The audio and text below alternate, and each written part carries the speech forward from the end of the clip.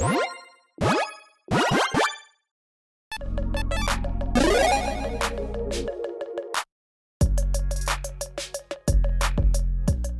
everyone, Mitch coming in from the Commander Score Studio. Welcome to the show. So on today's episode, we're going to be doing a quick take on Radagast the Brown, a brand new, exciting, and very unique commander that, well, is kind of like an iteration on a previous, very popular commander out there, but an exciting new change. So this is a 2/5 legendary creature avatar wizard that costs 2 green. So again, yeah, this one I can definitely see being a pretty popular commander or a great card in the 99 of certain decks. Whenever it or another non-token creature enters the battlefield under your control, look at the top X cards to your library or X is that creature's mana value. You may reveal a creature card from among them that doesn't share a creature type with a creature you control and put in your hand. Put the rest on the bottom of your library in random order. So there's a lot of text there, a lot to take in, but essentially this is going to be kind of like a previous commander that we've seen that's very unique and very exciting, like Volo. This is kind of like non-tribal, tribal is kind of a way to say it essentially, right? You want to kind of go wide in the number of creature types that you have. You don't want a lot of overlap, and in some cases and in some builds, I believe Eddie's build actually has absolutely no overlap for his Volo deck. So yeah, this is kind of similar where the wider you go in creature types, the more different kinds of creature types you have, and the less overlap, the more potential card advantage you can generate, in an absurd amount of card advantage actually once you're set up properly, because again, this is on ETB. Now, this does not count non-token creatures, so please keep that in mind. That being said, of course, there are certain ways to really use and abuse this ETB and make the most of it to get a lot of creatures from off the top of your library and into your hand. This is a decently low to the ground commander, again at just 4 mana. And yeah, I mean, you can get immediate value out of it right away on that ETB. Again, keep in mind that mana value at 4. Look at the top 4, potentially get a creature from among them into your hand. So yeah, as long as that's not an avatar or a wizard, I should say. But yeah, maybe you just don't have any other avatars or wizards in the deck. Again, if I was going to build around this, I might kind of do what Eddie does, take a page from that book and basically say, you know what? I don't want to run into a scenario where I regret having a creature in play because I'd rather get one off the top with a share a creature type. So yeah, if you just kind of don't actually ever overlap, then hey, you can really take the most advantage of this. This is a really unique design. I absolutely love it. And again, it's kind of an interesting different play on what Volo does. Whereas Volo helps you by making more and more of creatures, this one helps you get to more creatures. Again, getting them into your hand. And since you are in green, you got plenty of fantastic ways to ramp to get more and more creatures out. And like I said, there are certain ways that we can utilize, use and abuse this, ETB in the best way possible. So of course, on this episode, I'm going to take you through the budget buys and the price your picks. The budget buys being less than $1, the price your picks being more than $1 outside of my budget. Regardless, all these cards will be in a card list link in the description below. And yeah, this commander, obviously, again, like I mentioned, can be great in the 99 of a deck, especially a deck like Volo, or just a creature-heavy deck that doesn't have a lot of overlapping creature types. But also as a commander, yeah, a lot of really exciting things to do with it. So let's jump into those budget buys. And there, unfortunately, aren't a ton of blink effects in green. Green is one of those colors that really doesn't get very many blink effects, but Voyager Staff is one that you can use. Pay to sacrifice it, blink target creature, return to the battlefield, and yeah, it is just a good blink effect, a solid blink effect for a lot of colors out there. That being said, we do have a creature that we can actually utilize that is kind of broken in certain decks. I mean, Artifact Storm decks absolutely love this card. Ancestral Statue, a 3/4 Golem. So again, check the box on Golem. Don't use any other Golems, potentially, if you are using, again, this strategy where you're going wide in creature types. When ETBs, return a non-land permanent you control back to its owner's hand. Now, this actually does not say other, so you can actually have it bounce itself back to your hand. So essentially, this can kind of be like a repeatable card advantage spell in a way, where you look at the top 4 cards of your library, get a creature into your hand if you need that. And sure, if you got some cost reducers that you can, utilize to reduce the cost of your creatures or artifacts specifically, this can cost you less and less, but you're still counting that mana value. So keep something like this in mind. Next up, Blood Clock. This one is interesting because it can actually hurt your opponents while also benefiting you. Beginning of each player's upkeep, that player returns a permanent they control back to its owner's hand unless they pay 2 life. So if your opponents don't want to bounce anything back to their hands, they're going to have to pay life to do so. but you're going to want to sometimes. Again, you're going to want to be like, oh, okay, you know what? I could really use a creature off the top of my library. I'm willing to bounce a creature back to my hand. Maybe that creature already has a great ETB as well. You get that ETB again. And of course, yeah, you get your commander's ETB trigger to reveal the top, whatever it is, mana value X off the top into your hand, potentially getting another creature. Next up, another way that creatures can actually help you are ones that can come back. Now, keep in mind, again, there are certain, I should say, keywords and mechanics that work similarly to Unearth a little bit, but like Encore, that actually make tokens. So again, keep that in mind. Tokens do not count for your commander's trigger. That being said, Simium Simulacrum, not Sad Robot, but let's see, Ape Robot is a 2/1 ape that costs 3, enters the battlefield. You get 2+1 counters on target creature you control. So again, with this, you can say, okay, I'm already going to utilize this ETB. I get my commander's ETB as well, top 3 cards in my library. You can also unearth this, which of course means return from your graveyard to the battlefield. It gains haste, exile being next sense up, or for leave the battlefield. Unearth only as a sorcery. So again, with this, you can get this creature back. So this is card advantage when it comes into play, plus those counters as well. Then it dies, whatever. You get it back, and you get that trigger again from this and from your commander. Next up, a free way to do this, though, is with something like Vorapede. 5/4 Vigilance, Trample, Insect that has Undying. So basically, if this dies, if it had no counters on it, returns to the battlefield, under its owner's control, they counter on it. +1 counter, that is. So basically, this comes back once. So you get it into play, you get that ATB, you get something off the top. I should say, probably not an insect or whatnot, but again, go wide in creature types. That's the way I would do it. But Undying. This dies, it comes back, you get that trigger again. Again, your commander does not care if it's cast from your hand, cast from your graveyard, returns from your graveyard, however it comes into play, that is how you can take advantage of it. Moving on, and the reverse of this, well, not reverse, but kind of, Woodfall Primus. A 6/6 Treefolk Shaman with Trample. Now, this one does have 2 creature types, so again, be careful with a lot of those because you don't want too much overlap. That being said, a fantastic ETB. Enters the battlefield, destroy target non-creature permanent. So a great way to destroy a pesky non-creature permanent. On top of that, this has Persist. So when it dies, if it had no -1/-1 counters on it, you return to the battlefield under its control with a -1/-1 counter on it. Again, basically the opposite of Undying. That -1/-1 counter is what matters with it. Of course, if you got a way to remove that, maybe a way to get counters on this, like, that Simulacrum, Simian, there we go. You can actually remove that counter in a way, so you can get this more than once. But yeah, basically, look at the top 8 cards of your library thanks to your commander's trigger in that giant mana value. And yeah, again, like I mentioned earlier, you are in green. You've got plenty of fantastic ways to ramp. Green is the best color when it comes to ramping.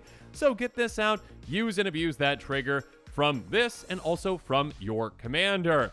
Next up, though, Lens of Clarity. Sometimes it's a great idea to know what's on top of your library, especially in a deck like this that likes to utilize the top of your librray. So you may look at the top card of your library and face down creatures don't control. I mean, that face down one probably doesn't matter, but if you're playing against Eddie's upside down tribal deck, that can be a really good thing. Now, again, knowing what's on top, though, can know, okay, all right, I've got a creature in my hand. I got to figure out what I'm going to do. Should I cast this one spell? Should I, do this or that? Or, yeah, if I play this creature or, blink this creature or get it back to my graveyard, then I can get that trigger and get this creature off the top of my library into my hand. It can definitely influence your plays by knowing what you're going to draw.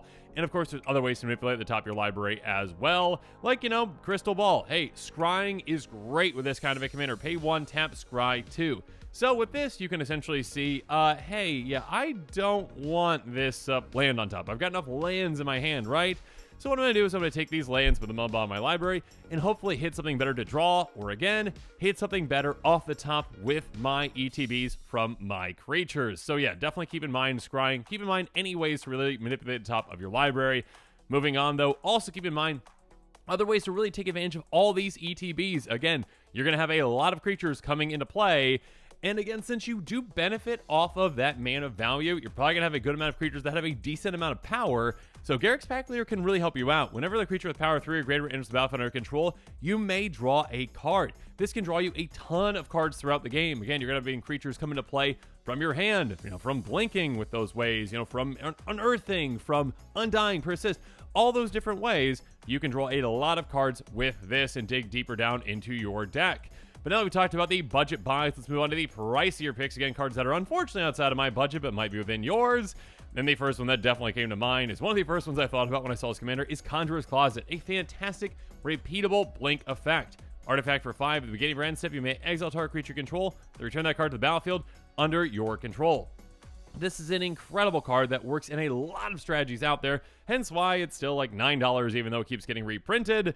This is fantastic. Again, basically, hey, a free way to say, okay, what creature do I have in play has the most mana value or has an ETB that you want to utilize? Again, blink that creature, bring it back, get maybe its own ETB if it's got one, and also get your commander's ETB trigger again. So say, hey, again, that 8 mana, let's destroy a non-creature permanent. That'd be a fantastic one to do, all right? Hey, look at the top 8, get a creature from that into your hand, and also destroy a non-creature permanent. What's not to love about that? Next up, yep, also, hey, Panharmonicon. Basically, in any deck where you're like, yeah, I really care about ETBs. This is going to be like, hey, do you want to double up your ETBs? Absolutely, you do. If an artifact or creature entering the battlefield causes a triggered ability of a permanent you control to trigger, that ability triggers an additional time. This is huge. This is massive. This is double the card advantage, or should I say potential card advantage from your commander's trigger. Every single time a creature comes into play, you are going to look at the top X and then the top X again to get creatures from the top into your hand. Again, as long as they don't match. With the amount of just absurd value you can get, yeah, I would really focus on trying my best not to overlap in creature types to just ensure that I can just soak up all this value and really make the most of Panharmonicon, especially in combination with something like a Conjurer's Closet. Absolute gross value. Next up, oh, Cauldron of Souls, I miss you being budget friendly. Tap, choose any number of target creatures. Each of those creatures gains persist until end of turn. This is disgusting. This is awesome. This, of course, pairs very well with like Vorpede and those other undying creatures. But again, being able to give all your creatures persist makes it so that they are not unkillable, but when they are taken out, you get another chance at getting them back. And of course, if you've got ways to get counters on creatures, you can cancel out those -1/-1 counters, etc., etc. And still, hey, with this is just a great way to say, oh, there's a board wipe. Cool, I'll take advantage of this. I'll make all my creatures have persist. They will come back, and I get those ETBs again. Their own ETBs, and of course, my commander's ETB is going to trigger from itself in every single other creature. Just a glut of cards coming into your hand thanks to this. And again, a way to save your army so that you're ahead of your opponents. And you can also wheel and deal with this as well. You can say, hey, opponent, you really like that creature in play, don't you? Let's make a deal, all right? I get your creature back for you by giving it persist, and you never swing at me again with that creature. Just at anyone else, but not me for the rest of the game. Okay, cool. Moving on, Worldly Tutor. This is a great tutor effect, and with this, you can actually say, you know what? I really want to make sure I get to this creature, and I've got another creature I can play. Worldly Tutor is an instant for just a single mana. Go get any creature from your library, get it on top of your library, essentially. So, hey, again, set yourself up, know exactly what that is, get it off the top of your library with one of your creature ETBs. Another really great way, though, to take advantage of this ETB is Cream of the Crop. Jam it for just 2 mana. Whenever a creature comes into play under your control, you may look at the top X card of your library, X is that creature's power. If you do, put one of those cards on top of your library and the rest bottom of your library in any order. Kind of like a weird scrying effect that I really like, where this again takes advantage of power. And like I mentioned earlier, with you maybe wanting to focus on some higher mana value creatures, some of those have a decent amount of power. So dig down into those cards, set the top of your library, which of course you can, stack these triggers in the way that you want to ensure that you can get the exact creatures that you want essentially off the top of your library and into your hand with your commander's trigger. A fantastic card in a lot of circumstances for this deck. Moving on, a way to really set yourself ahead of time though, very low to the ground, fantastic enchantment. $33, my goodness, Miri's Guile. Enchantment for a single green mana. During your upkeep, you may look at the top of your cards of your library and put them back in any order. Okay, yeah, that's really gross. Again, you're essentially just setting the top of your library every single turn. You can set what you want to draw and then also say, yeah, okay, I know what I'm going to be drawing into potentially later, or yeah, I want to get that creature, that's, the third card or whatever, off the top of my library into my hand. This can really help you out. Next up, in a somewhat similar way, Sylvan Library again, knowledge is power. Being able to know what's on top of your library is huge. $23, a great card though. Beginning of your draw step, you may draw 2 additional cards. If you do, choose 2 cards in your hand, draw on this turn. For each of those cards, pay 4 life for the card on top of your library. So this one, again, can help you, know what's on top of your library, can help you draw additional cards when you need to. Just overall, a great card. When it comes to drawing cards, though, yeah, a new great card is Tribute to the World Tree. Whenever a creature enters the battlefield under your control, draw a card. If its power is 3 or greater, otherwise, put 2 counters on it. Basically, Garrick's Pack Leader, but better in enchantment, so it's harder to deal with. And on top of that, again, if you don't meet that requirement of 3 power, which you usually will, most of the time you probably are going to do that with this kind of a deck. If you don't, though, you still get a benefit. You're not drawing a card, but you're getting counters on it to make it larger. So there you go. And yeah, of course, Teamer Sabertooth is a great one as well. like I mentioned, not a ton of ways to actually blink your creatures in mono green. That being said, Temur Sabertooth is a great way to get them back to your hand. Pay 1 in a green, may return another creature control back to its owner's hand. If you do, Temur Sabertooth gains indestructible till end of turn. This can be really hard to deal with, and of course, it's a great way to bounce something back to your hand. Use and abuse its own ETB if it's got one, and of course, take advantage of your commander's ETB. Also, just a good way to protect key pieces, including your commander. So there you go. Yeah, I think overall it's a very interesting commander. Again, a very unique commander, one that does kind of, feel reminiscent of Volo, but goes about it in a different way. I really like this card. I think, again, Volo commanders out there are going to be like, yeah, that's pretty fantastic. Let's throw that in Volo, maybe.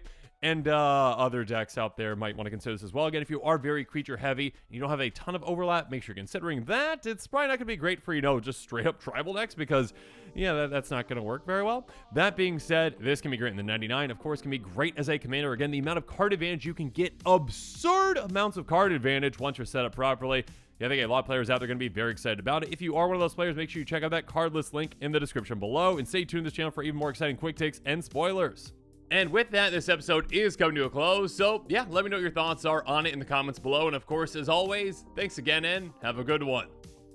This show and episodes like this one are possible thanks to viewers like you. If you're looking for an easy way to help support this show, make sure that you like, share, and subscribe. Also, hit that bell notification icon so you don't miss any new episodes. You can also go check out our playmats and other merchandise at thecommandersquarters.com. We also have a ton of brand new t-shirt designs in stock, so make sure you check out those as well. Another easy way to support this show is with our TCG player affiliate links. So whether you're buying a deck or individual cards, you can use this general link right here or one in the description. And the final way that you can support this show is by supporting us directly by becoming a patron. There are many benefits to being a patron, and I truly couldn't do this without all of their support.